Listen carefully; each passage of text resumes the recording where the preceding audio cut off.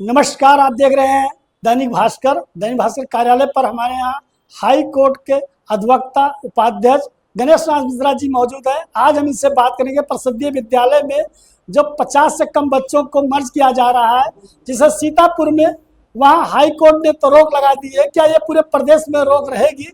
100 बच्चों को लेकर वहाँ रोक लगी है और जिससे विपक्ष तो इस पर मुद्दा बना के बात रख रहा है। जो गरीब तबके बच्चे हैं, जो गांव में कहीं जा नहीं सकते हैं, उनको शिक्षा से वंचित किया जा रहा है। इसको लेकर हम इससे विस्तार से बात करते हैं। परिचय देते बताइए। मेरा नाम गणेश नाथ मिश्रा है। ये जो परिषदीय विद्यालय में 50 बच्चों से कम वालों लेकर मर्ज किया जा रहा है, इसको लेकर क्या कहना है? अब देखिए, जो आरटी एक्ट है और कॉन्स्टिट्यूशन है देश का, उसमें सबको मुफ्त शिक्षा का प्रोविजन है।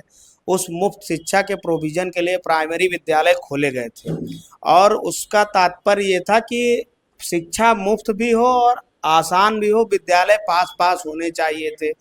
तो एक संख्या के आधार पर ही विद्यालय को बंद करना उचित नहीं है, क्योंकि सरकार का लक्ष्य था कि एक भी बच्चा अशिक्षित ना बचे, एक भी बच्चे को असुविधा ना रहे।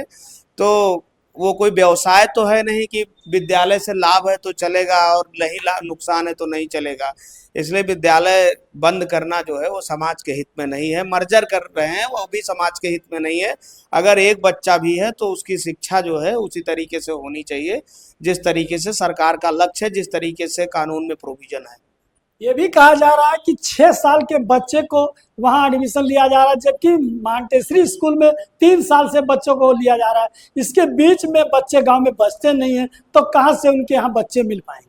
अब आपकी जानकारी के लिए ये बता दूं कि 6 यथार्थ में नहीं चल रहा है, क्योंकि जब बच्चा पेट में आता है वो आंगनबाड़ी की सहायिका और आंगनबाड़ी के कार्यकर्त्री के लिस्ट में कानून के अनुसार आ जाता है और उसको कुछ ना कुछ जो व्यवस्था है उसके अनुसार उसके हिस्से का पालन पोषण के लिए दवाइयाँ, खान पान की व्यवस्था सरकार की तरफ से की गई है। अब उसका कंप्लायंस नहीं हो रहा है, वो किताब में चल रहा है, रजिस्टर में चल रहा है। इसके लिए जनता सबसे ज़्यादा जिम्मेदार है। जनता ने कभी आवाज़ नहीं उठाया कि आंगनबाड़ी नहीं चल रही है, जबकि उसमें भोजन की व्यवस्था, उनके खेल कूद की व्यवस्था, तमाम खेलने के खिलौने आते हैं, बिस्किट आती है, टॉफ़ी आता है। बहुत अच्छा, मतलब कि अगर वो चले तो एक आंगनबाड़ी 2-3 सहायिकाएँ होती हैं ग्राम सभा में। किसी ग्राम सभा में संख्या के आधार पर 2-2 आंगनबाड़ी केंद्र हैं। और मैं मुजैना ब्लॉक में मैं घूमा हुआ हूँ, मुझे पता है कि हर आंगनबाड़ी, हर ग्राम सभा में एक आंगनबाड़ी केंद्र बना हुआ है लाखों रुपया लगाकर, जो नहीं चल रहा है। तो राज्यपाल महोदया ने कहा तो, लेकिन उसका असर क्या हुआ? अधिकारियों को कोई असर नहीं हुआ उसका। तो राज्यपाल महोदया कहें या मुख्यमंत्री जी कहें, लेकिन उसका असर नहीं हो रहा है। ये सबसे दुर्भाग्यपूर्ण है। अभी बहुत गांव ग्राम सभाएं पड़ी जहां पर आंगनबाड़ी के केंद्र नहीं बने। उनके घर से या तो संचालन हो रहा है या तो प्राइमरी स्कूल में संचालन हो रहा है, और जो बच्चे उनके पढ़ भी रहे हैं, उन बच्चों की अगर ABC पूछ ली जाए, का खा घा पूछ ली जाए, तो शायद उन बच्चों को पढ़ा नहीं रहे। इसलिए ज्यादातर गाँव के जनप्रतिनिधि या माननीय लोगों के घर के लोग आंगनबाड़ी में हैं।